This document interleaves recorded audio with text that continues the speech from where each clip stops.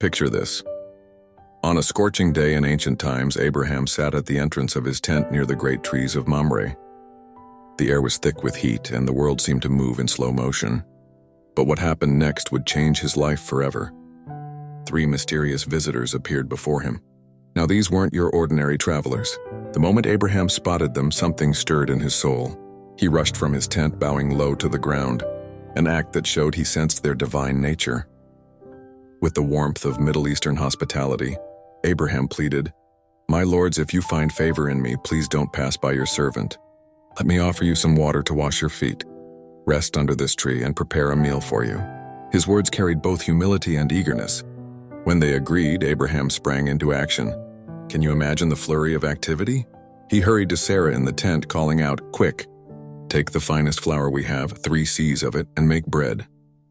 The urgency in his voice must have been palpable, but Abraham wasn't done.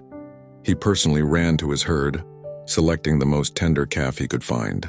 He handed it to his servant, who rushed to prepare it. Soon a feast was laid before the visitors.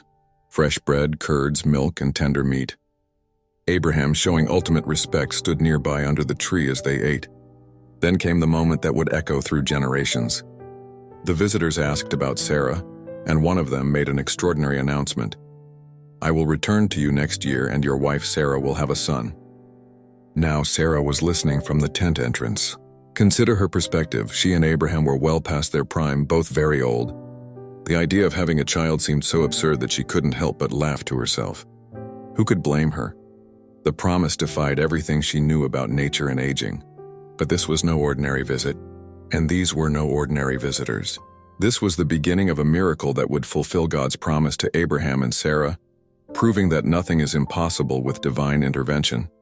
Sometimes the most extraordinary blessings come disguised as simple visitors on a hot afternoon.